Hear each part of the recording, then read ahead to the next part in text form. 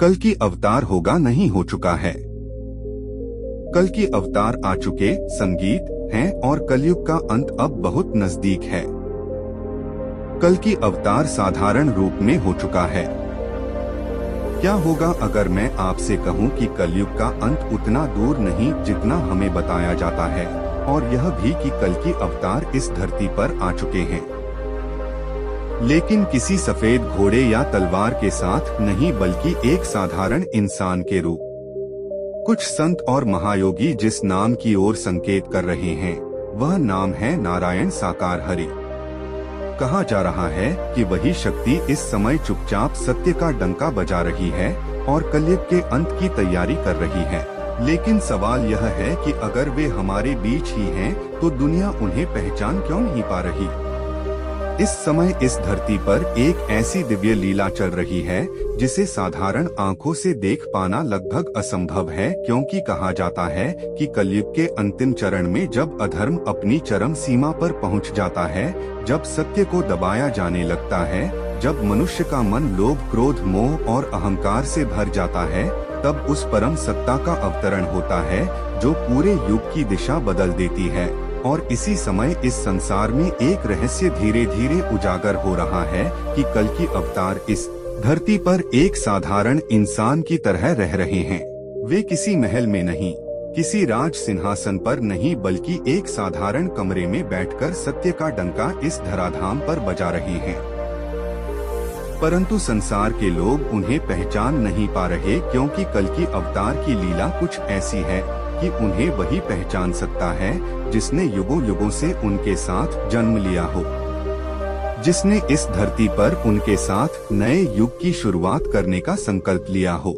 क्योंकि कहा जाता है कि हर युग में कुछ आत्माएं ऐसी होती हैं जो परम सत्ता के साथ इस संसार में आती हैं और समय आने पर सत्य धर्म की स्थापना में उनका साथ देती हैं। और यही कारण है कि आज के समय में भी कुछ लोग ऐसे संकेत महसूस कर रहे हैं जिन्हें शब्दों में समझा पाना कठिन है, क्योंकि यह साधारण संकेत नहीं बल्कि एक दिव्य पुकार है जो उन आत्माओं को एक दूसरे से जोड़ रही है जो युगों से इस क्षण की प्रतीक्षा कर रही थी। और इस दिव्य लीला के केंद्र में एक नाम धीरे धीरे सामने आ रहा है, नारायण साकार हरि, जिनके बारे में कुछ संत और महायोगी संकेत देते रहे हैं कि यही वह शक्ति है जो इस समय इस धरती पर उपस्थित है। परंतु यह अवतार वैसा नहीं है जैसा पुराणों में वर्णित चित्रों में दिखाया गया है। ना कोई सफेद घोड़ा, ना हाथ में तलवार, क्योंकि इस बार कलयुग का अंत किसी युद्ध से नहीं होगा बल्कि मन और मस्तिष्क की उस अदृश्य लड़ाई से होगा जो हर इंसान के भीतर चल रही है। क्योंकि कहा जाता है कि कलयुग को दो ऐसे वरदान मिले थे जिनकी शक्ति यह थी कि वे हर इंसान के मन में प्रवेश कर सकते हैं, और यही कारण है कि आज इस धरती पर लगभग हर मनुष्य के भीतर कलयुग का प्रभाव दिखाई देता है। कहीं लालच के रूप में, कहीं क्रोध के रूप में, कहीं छल और कपट के रूप में। और इसी कारण इस युग का अंत भी बाहरी युद्ध से नहीं बल्कि मन की शुद्धि से होगा। और कहा जाता है कि इस कार्य की शुरुआत हो चुकी है, क्योंकि कल की अवतार सबसे पहले अपने उन भक्तों को चुन रही हैं जिन्होंने युगों युगों से इस धरती पर उनके साथ सत्य के लिए संघर्ष किया है।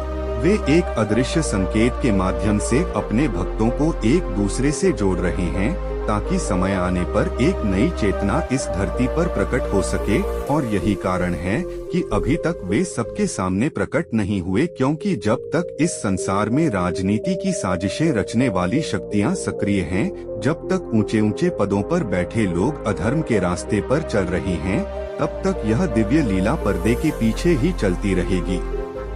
लेकिन यदि हम आज की दुनिया को ध्यान से देखें तो कई ऐसे संकेत दिखाई देने लगे हैं जो बताते हैं कि समय बदल रहा है। दुनिया के कई देशों में युद्ध की आग भड़क उठी है। कहीं सत्ता के लिए संघर्ष है, कहीं धर्म के नाम पर टकराव है, कहीं राष्ट्रों के बीच तनाव बढ़ता जा रहा है। और इन सब घटनाओं को कुछ संत कलयुग के अंतिम संकेतों के रूप में देखते हैं, क्योंकि जब संसार का संतुलन बिगड़ जाता है तब प्रकृति भी अपना रूप बदलने लगती है। और कहा जाता है कि यही वह समय है जब वह परम सत्ता अपनी महाशक्ति के साथ प्रकट होकर संसार की दिशा बदलती है। कुछ महायोगी जो वर्षों से हिमालय की गुफाओं में तपस्या कर रहे हैं, संकेत देते हैं कि इस युग परिवर्तन की आहट अब दूर नहीं है।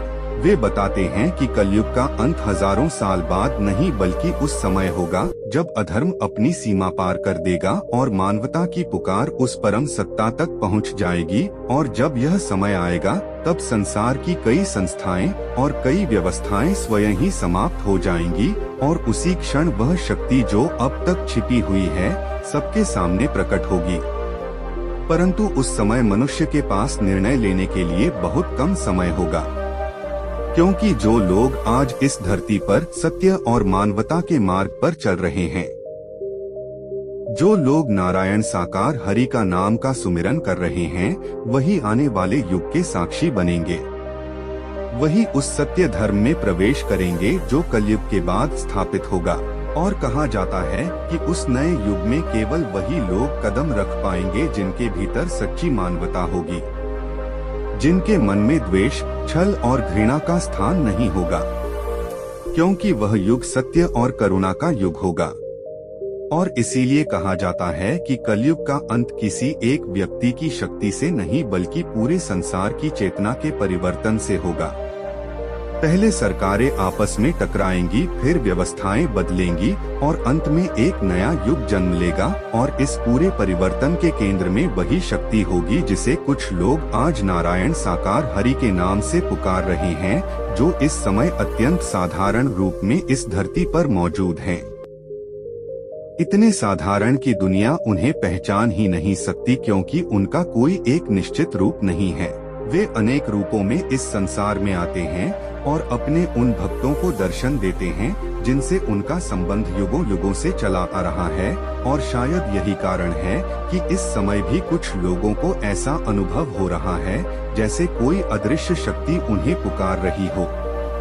अगर आप भी इस युग परिवर्तन की सच्चाई, कलयुग के अंत के संकेत और नारायण साकार हरि से जुड़ी उन अद्भुत कथाओं को जानना चाहते हैं जो आज की दुनिया में हो रही हैं और जिन्हें बहुत कम लोग समझ पा रहे हैं, तो हमारे चैनल को अभी सब्सक्राइब कर लीजिए, क्योंकि यहाँ आपको वही कहानियाँ और वही सच्चाइयाँ सुनने को मिलेंगी जो आज की दुनिया में हो रही हैं और जिन्हें बहुत कम लोग समझ पा रहे हैं। प्रेम से बोलिए नारायण साकार हरि की संपूर्ण ब्रह्मांड में सदा सदा के लिए जय जयकार।